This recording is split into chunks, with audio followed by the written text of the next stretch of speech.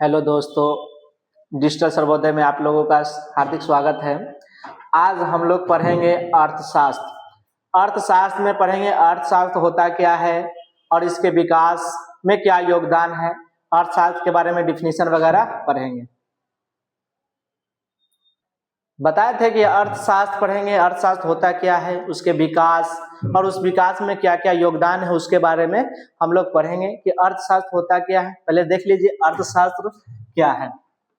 Definition अर्थशास्त्र का हम लोग का चैप्टर का नाम है अर्थशास्त्र एवं इसके विकास का इतिहास। कि अर्थशास्त्र में क्या क्या विकास हुआ उसके इतिहास के बारे में हम लोग जानेंगे। जानने से पहले हमको अर्थशास्त्र होता क्या है उसके बारे में डिफिनीशन जानना जरूरी है। तो हम बता दे रहे हैं अर्थशास्त्र क्या है। तो कहता है अर्थशास्त्र सामाजिक विज्ञान की वह शाखा है। कहता है अर्थशास्त्र विज्ञान की वह शाखा है सामाजिक विज्ञान की जिसके अंतर्गत कृषि, सीमित संसाधन का उपयोग, वितरण, सेवाओं का उत्पादन, उपभोग के बारे में अध्ययन करते हैं, उसे अर्थशास्त्र कहा गया।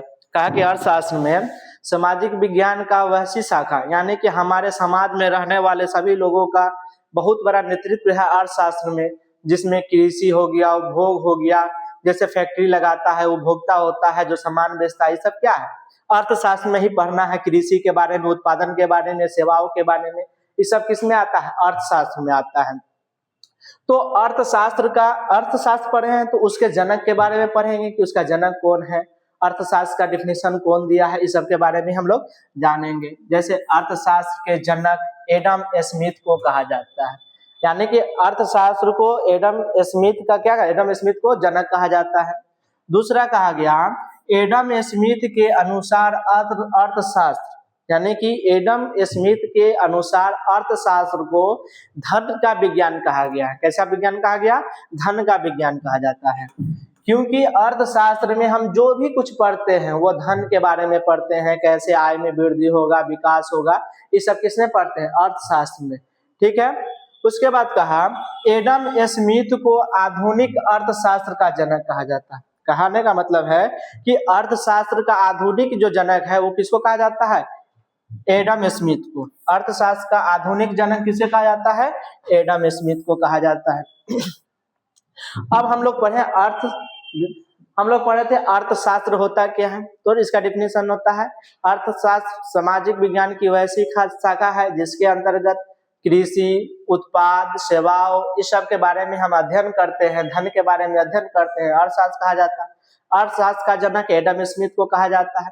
एडम स्मिथ के अनुसार अर्थशास्त्र को विज्ञान यानी धन का विज्ञान कहा जाता है। किसी को दिक्कत नहीं? दिक्कत तो आगे चलते हैं। अब पढ़ेंगे अर्थव्यवस्था।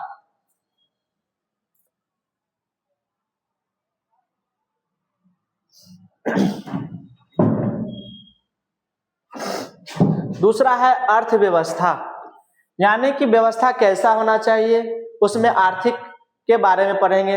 कहता है वैसा व्यवस्था या संगठन जिसके अंतर्गत समाज के सभी सदस्य अपने आर्थिक क्रियाकलापों द्वारा जीविकोपार्जन अर्थात अपनी आवश्यकताओं की पूर्ति करते हैं, उसे अर्थव्यवस्था कहते हैं। यानी कि हम अपने अर्थव्यवस्था को ठीक करने के लिए जिन जिन क्रियाकलापों का यूज करते हैं अपने निजी जीवन को चलाने के लिए, वो सब किसमें आता है? अर्थव्यवस्था में आता है। जैसे हम काम करते हैं उनसे जो जीवन पूंजी, जैसे हम काम करते हैं उससे कुछ ना कुछ राशि हमको प्राप्त होता है, उस राशि से हम अपने जीवन को चलाते हैं, सभी दिनचर्या को चलाते हैं, ये सब किसमें आता है? अर्थव्यवस्था में आता है। इसमें किसी को डाउट है?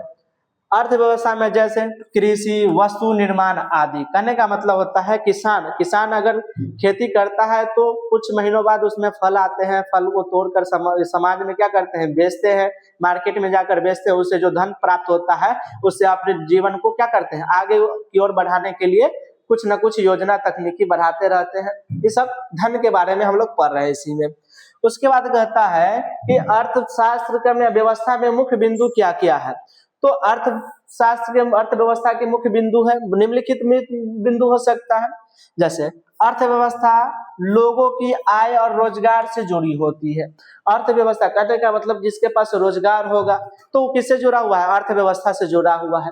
उसके बाद है इसमें संसाधन का सही उपयोग किया जाता है। अर्थव्यवस्था में संसाधन का सही उपयोग किया जाता है, यानी कि जितना हमको जरूरत होता है उतना ही सामान का हम लोग क्या करते हैं, उपयोग करते हैं और बचाकर भविष्य के लिए रखते हैं।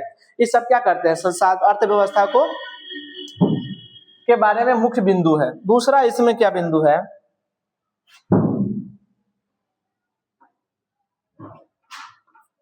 दूसरा इसमें बिंदु क्या है, यह किसी देश की आर्थिक स्थिति को दर्शाता है, यानी कि अर्थव्यवस्था में हमारे देश की आर्थिक स्थिति को भी दर्शाता है कि हमारा देश कैसा है, उसकी जमा पूंजी कितना है, यहाँ प्रति व्यक्ति आय क्या है, इस सब किसको दर्शाता है, अर्थव्यवस्था में भी दर्शाता है। अर्थव्यवस्था का अर्थ क्या है, इसके बारे में हम लोग डिटेल से जानेंगे।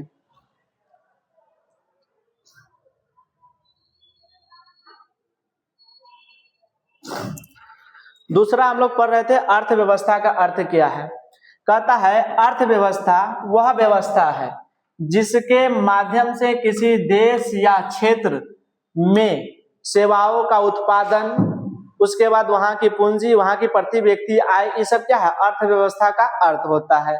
तो कहा वह व्यवस्था जिसके माध्यम से किसी देश या क्षेत्र में वस्तु और सेवाओं का उत्पादन, उनका वितरण और उपभोग किया जाता है, उसी को क्या कहते हैं, अर्थव्यवस्था कहते हैं। उसी को क्या कहते हैं, अर्थव्यवस्था कहते हैं। इसमें किसी को दिक्कत, फिर से सुन लो, वह व्यवस्था जिसके माध्यम से किसी देश या क्षेत्र में वस्तु और सेवाओं का उत्पादन, यानी कि अगर हम अर्थव्यवस्था कहीं पे लगा रहे हैं, वस्तु का उत्पादन हो रहा है, उसका कहीं नहीं हम उसको बेचेंगे, यानी कि वितरण करेंगे। और वितरण करने का मतलब कहीं ना कहीं किसी न किसी रूप से एक स्थान से दूसरे स्थान तक जाएगा, तो उसको लोग अपने आप लोग दुकान से वगैरह से खरीदते हैं, तो उसको क्या कहते हैं, उपभोक्ता कहते हैं, उपभोग कहते हैं। किसी को दिक्कत, सरल शब्दों में हम लोग अर्थशास्त्र के बारे में डिफिनेशन यहाँ लिखा हुआ है। कहा जिस सिस्टम का माध्यम के द्वारा लोग कमाते हैं, सिस्टम का मतलब माध्यम के द्वारा लोग कमाते हैं, सामान बनाते हैं, खरीदते बेचते हैं और यानी कि खरीदते बेचते हैं, अपनी जरूरतें पूरा करते हैं, उसे अर्थव्यवस्था कहते हैं। यानी कि अर्थव्यवस्था का सरल रूप में, सरल परिभाषा में है, जिस माध्यम के द्वारा लोग कमाते हैं, संसाधन सामान बनाते हैं, खरीदते हैं, बेचते हैं और अपनी जरूरतों को पूरा करते हैं, उसको क्या कहते हैं, अर्थव्यवस्था कहते हैं। अर्थव्यवस्था 3 प्रकार के होते हैं। अर्थव्यवस्था क्या प्रकार के होते हैं, 3 प्रकार के होते हैं। चलते हैं आगे की ओर।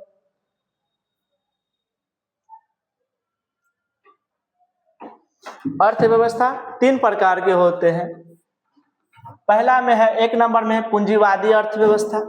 कहने का मतलब जिसके पास पूंजी होता है वो कहीं भी अपना कुछ न कुछ कारोबार कर लेते हैं और उसका जो अधिकार होता है वह निजी स्वामित्व का अधिकार होता है, यानी कि उसका एक ही व्यक्ति अधिकार होता है या उसके परिवार का हक होता है, उसको पूंजीवादी अर्थव्यवस्था कहते हैं। दूसरा होता है समाजवादी अर्थव्यवस्था, जिस पर सरकार का नियंत्रण होता है, सरकार का अधिकार होता है, उसको क्या कहते हैं, समाजवादी अर्थव्यवस्था। इसका ये डिफिनेशन है। दूसरा मिश्रित अर्थव्यवस्था, यानी कि सरकारी और निजी दोनों व्यक्ति मिलकर जो काम को चलाते हैं, काम को अंजाम देते हैं, उसको क्या कहते हैं, मिश्रित अर्थव्यवस्था कहते हैं। उसी में फर्स्ट वाला है,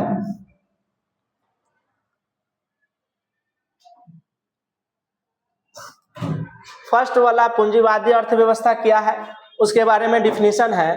पूंजीवादी अर्थव्यवस्था कहता है वह व्यवस्था है जिसमें उत्पादन के साधनों, भूमि, मशीन, कारखाना आदि पर निजी व्यक्ति का स्वामित्व होता है, उसे पूंजीवादी अर्थव्यवस्था कहते हैं। कहने का मतलब पूंजीवादी व्यवस्था यानी कि कोई भी भूमि हो वह निजी व्यक्ति का हो, कारखाना हो निजी व्यक्ति का हो और फैक्ट्रिया वगैरह हो निजी व्यक्ति का हो, यानी कि उस पर निजी व्यक्ति का अधिकार और स्वामित्व होता है, उसको पूंजीवादी अर्थव्यवस्था कहते हैं। इस व्यवस्था में सरकार उस पर हस्तक्षेप नहीं कर सकती है और वह अपने मन मुताबिक वो किसी चीज पर अपने मन मुताबिक बेच सकता है, उसका प्राइस पर उस पर निर्णय ले सकता है और उसमें जो सामान पर तुरंत निर्णय होता है, ये सब किसमें आता है, पूंजीवादी अर्थव्यवस्था में होता है। तो वही कहा गया वह व्यवस्था जिसमें उत्पादन के साधनों, भूमि, मशीन, कारखाना आदि पर किसका अधिकार होगा, निजी व्यक्ति का या स्वामित्व का अधिकार होता है, उसी को क्या कहते हैं, पूंजीवादी अर्थव्यवस्था कहते हैं। दूसरा इसमें पॉइंट कहा कि सरकार हस्तक्षेप बहुत कम होता है, इसमें सरकार के द्वारा हस्तक्षेप क्या होता है, बहुत कम होता है। दूसरा लाभ कमाना मुख्य उद्देश्य होता है, और निजी व्यक्ति, अगर हम भी कहीं पर फैक्ट्री लगाते हैं, अगर हम भी इस संचालन को चलाते हैं, तो मेरा मुख्य उद्देश्य होता है कि यहाँ पर बहुत ज्यादा बच्चे को पढ़ाए और उससे हमको क्या है, आय आए और हमको लाभ कमाना है, पैसा कमाना है। ये मेरा मुख्य उद्देश्य है।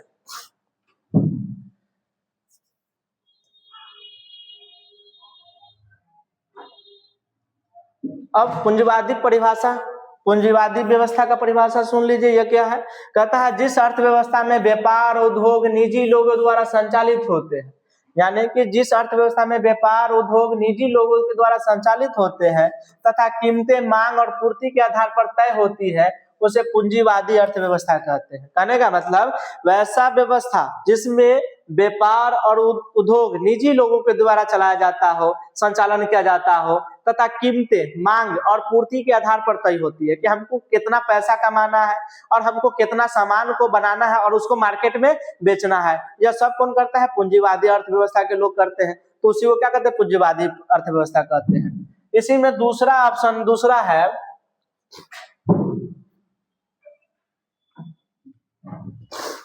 इसी में है समाजवादी अर्थव्यवस्था। कहता है समाजवादी अर्थव्यवस्था क्या है, वो ऐसा अर्थव्यवस्था जिसमें समाज के लोगों को द्वारा बनाया गया हो, चाहे उस पर सरकार का नियंत्रण होता है, उसको क्या कहते हैं, सामाजिक अर्थव्यवस्था कहते हैं। कहता है वह व्यवस्था जिसमें उत्पादन के साधनों यानी भूमि, कारखाना, मशीन आदि पर सरकार का स्वामित्व होता। कहा कि वैसा व्यवस्था जिस पर सरकार का स्वामित्व हो, सरकार का अधिकार चलता हो, सरकार का कानून चलता हो, जिसमें भूमि हो सकता है, कारखाना हो सकता है, फैक्ट्रिया हो सकता है, और उसके जो लोगों के विकास के लिए यानी समाज के विकास के लिए लगाया गया होगा, तो उसको सामाजिक अर्थव्यवस्था कहते हैं। और दूसरा पॉइंट इसमें कहता है कि आर्थिक गतिविधियों पर सरकार का नियंत्रण रहता है, यानी कि इस पर जो भी आर्थिक गति होगा, आर्थिक ये होगा, लाभ होगा, ये सब किस पर जाएगा, सरकार के पास जाता है।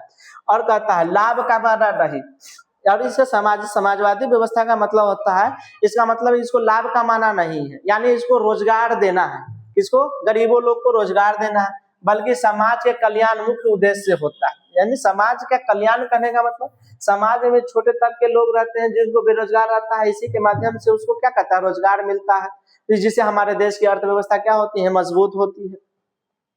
परिभाषा इसका क्या है वो भी देख लीजिए।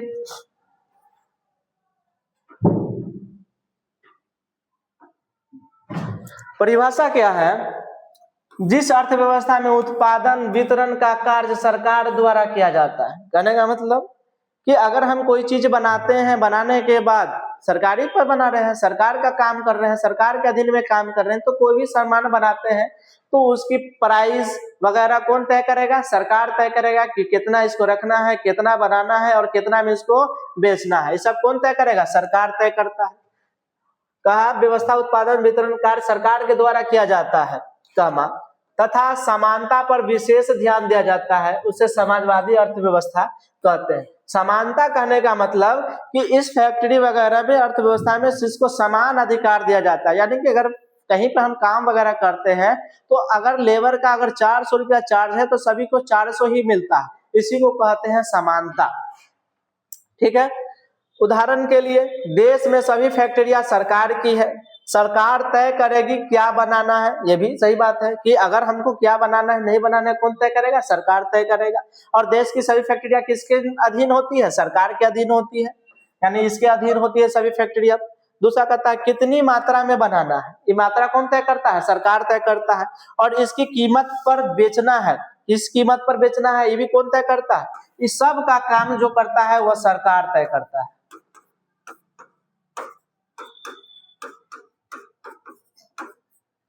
समाजवादी अर्थव्यवस्था में देश की सभी फैक्ट्रियां सरकार के अधीन होती है, सरकार तय करेगी कि क्या बनाना है, कितनी मात्रा में बनाना है और किस कीमत पर बेचना है, ये सब कौन तय करेगा, सरकार तय करेगा।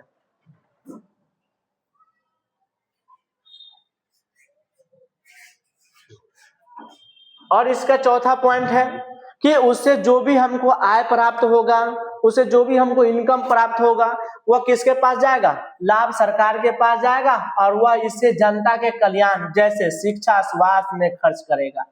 कहा कि समाजवादी व्यवस्था में कि समाज के कल्याण के लिए होता है, समानता को दूर करने के लिए होता है, यहाँ की सभी फैक्ट्रियां सरकार के अधीन होती है और यहाँ पर जो भी सामान कितना बनाना है वो सरकार तय करेगी और सरकार उस सामान को बनाने के बाद उसको कितना प्राइस पर बेचना है वो कौन तय करेगा, सरकार तय करेगा। और उसके बाद कहा कि इसका जो लाभ होगा वो सीधे सरकार के पास जाएगा और सरकार उस लाभ का समाज के कल्याण के लिए उसको देता है, जैसे शिक्षा में, स्वास्थ्य में, इस सब में क्या करता है, बांट देता है।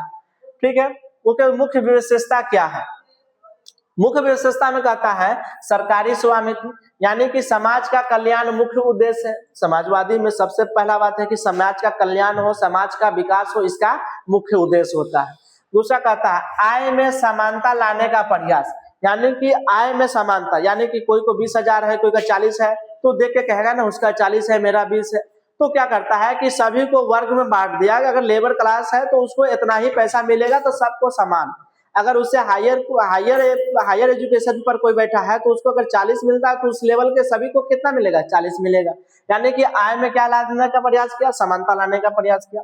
उसके बाद सरकार कीमत उत्पादन तय करती है, यानी कि जो भी सामान बनता है फैक्ट्रिया वगैरह में तो उसकी कीमत कौन तय करता है, सरकार तय करता है। दूसरा, निजी क्षेत्र की भूमिका में कम, यानी कि निजी क्षेत्र में उसकी भूमिका क्या होती है, बहुत कम होती है। अब उसके बाद हम मिश्रित अर्थव्यवस्था के बारे में जानेंगे। कंप्लीट।